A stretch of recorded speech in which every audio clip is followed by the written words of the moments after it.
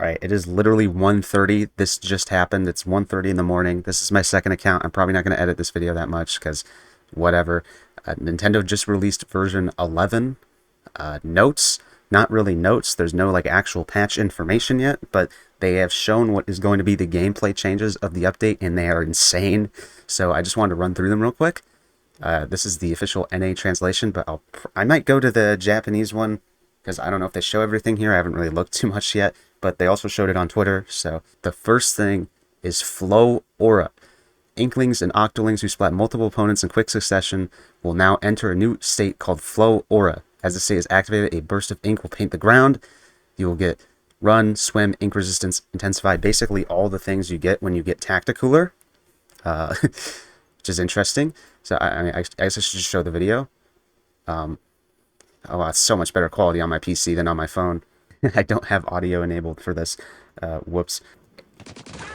Obviously, there's also another thing in here that I'll talk about later. Obviously, the fact that it gives you tactical effects is crazy, but one thing that doesn't get talked about enough right now in the first 10 minutes is that it paints the ground by a pretty substantial amount, which not only will be helpful, you know, in like zones or whatever, but also really helpful for any weapon that gets a lot of kills that doesn't paint by itself. So stuff like, you know, there's actually a roller in this clip, stuff like blasters, range, S-Blast. I know no one likes to talk about that weapon, but yeah, those are going to get definitely buffed by this change because those are weapons that are getting a lot of kills that are going to be painting the ground a lot more now.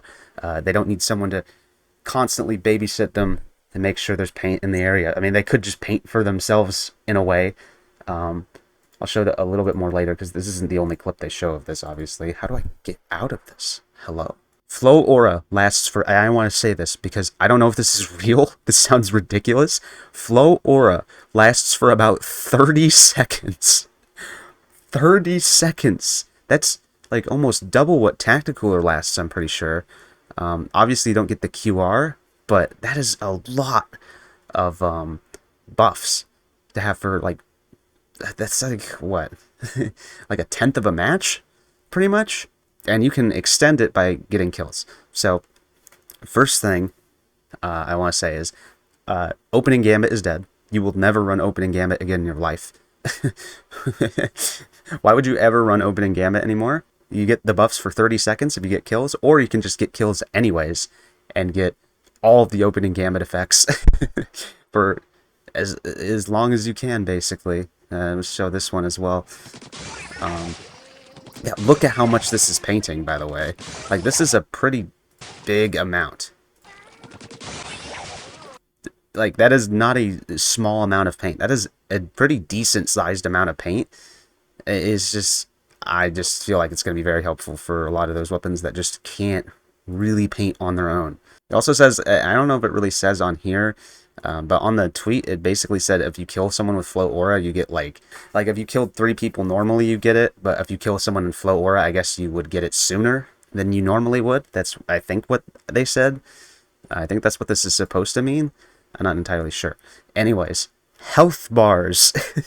They added health bars to Splatoon before GTA 6. Yeah, I mean, it's pretty self-explanatory. When you hit someone, it'll show their health bar. And show them regenning. I think it looks kind of ugly. I'm not gonna lie. I think it's a very just kind of basic ass UI. But I do like it because there's so many times I've hit someone playing like Blaster or something. I hit them again, and I'm like, how are you not dead? That doesn't make any sense to me. So I think this would probably help clear up some of those issues that you see when you're like, dude, how did that guy not die? Did I even hit him? I don't even know. I like this. I like this change, to be honest. I will be interested to see how it works in game, though. I'm assuming like you can't just hit somebody and they go around a wall and you can't just like see their health bar through the wall. Like I'm assuming this is like a kind of on-site thing, right? Because imagine how broken that would be if you could hit someone and then they like went behind here, right? And you could just see them like where they are. That'd be a little broken, I think. All right, next one, hit detection.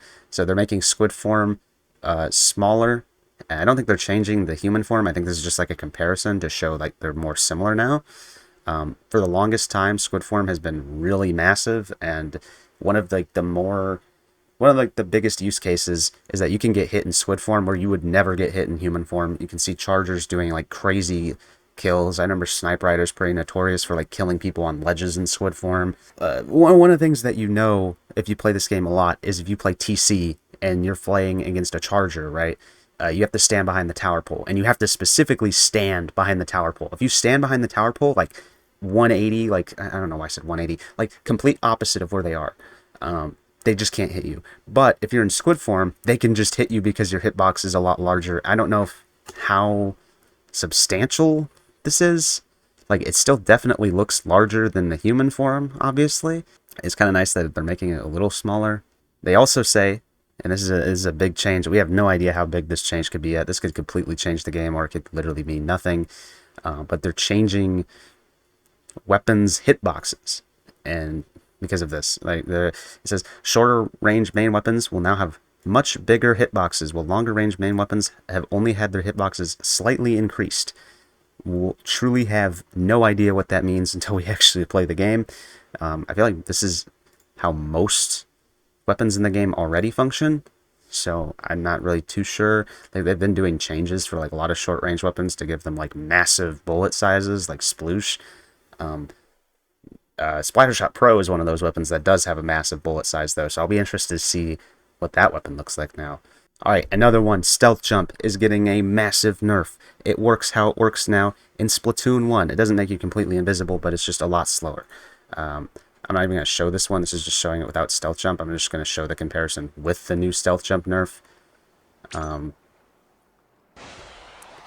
It's just a lot slower, and that is, like, that, I mean, just look at that, dude. Like, it's so much slower. Look at this. That is like twice the time. That is like Splatoon 1 Stealth Jump. I've been playing Splatoon 1 a lot recently, so I'm kind of already used to that by now, but that is a pretty big nerf for Stealth Jump. It is ran on pretty much every weapon in the game right now, so that is a big change. I'll be interested to see if that really makes a big difference, to be honest.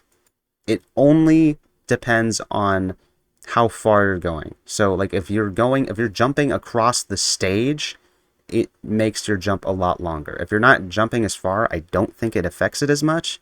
So I think Stealth Jump will still be fine, because I feel like there's not really that many situations where you're going to be jumping across the whole stage, to be honest. Unless it's like, you know, you're super deep on like a TCR Rainmaker push. Like most times when you're jumping back after dying, it's going to be probably like around here in mid to like maybe back here, like to where your backline probably is. Especially like on this map, but it'll be interesting to see how much this impacts the game, to be honest. And then of course it says, as well as the other adjustments, there's also some other changes to improve balance of the game. We have no idea what that is yet. Oh wait, hold on. Wait a second. Wait a sec. Holy shit. Wait, mate, these are patch notes. These are patch notes. We have patch notes, dude. We have patch notes. Shit. Wait, how I did no idea they were gonna do this. Hello? L3, H3 increase maximum damage from 44 to 45? That doesn't really make any difference, does it? Oh, that's just okay, this is just the Japanese ones I already translated. Okay, let's see these patch notes. L3 made the speed of bullets we made the speed of the bullets about 24% faster without changing the flight distance. We have adjusted the attenuation rate of distance damage to allow for more than 1,000 damage to be done farther than ever before. It was an explosion with short flight distance, reducing the radius of the range damage. So they nerfed its Luna shot? Changes to Splatnet 3. Change the used weapon display under X rankings to show the most frequently used weapons in X battles for that mode during a certain period, instead of just the last used weapon. Do this change the weapon used to determine the top players for the weapons will be changed the same way. The next update will be sooner than normal and will focus on balance changes. Oh, they put the ZF as two different weapons. That's so fun. What is increasing its damage by 1 seriously going to do? What is 90 damage instead of like 88 damage gonna achieve? When the main part of an opponent's body is not visible, such as when they're behind terrain or swimming in ink, the remaining health will not display. Okay, that's what I figured. When things like thermal ink or point sensor revealing an opponent's position, their remaining health will display even if the player cannot see them. Wait, that's cool. Yeah, no, they just nerfed S-Blast's like short range shot and then gave it plus 10 points for special. That's kind of surprising, to be honest. All right, first impressions of the patch. I think it's overall pretty good. I like the aura thing. I don't know how it will be in game, but I can't wait to try it. That's for damn sure. I'm excited to see what the new changes will feel like, to be honest. The patch notes themselves are like whatever. I don't know. Some of these are just kind of like it's just a lot of like really small movement buffs for weapons or stuff that just like won't matter, right? But you know, the extra points for special on these things is always nice. It'd be slightly better to play, even if it doesn't really feel too much different. I feel like it's not really a big shake-up patch. I think the real shake-up is going to be this hitbox stuff, assuming that the changes are going to be as big as they say. Like, is Pro going to even have its massive bullets anymore? That was kind of like the main thing that I liked playing hit over squeezers. That just had these massive ass bullets that were super easy to hit things with. It was really funny. Anyways, I don't think this comes out until like tomorrow, so see you then.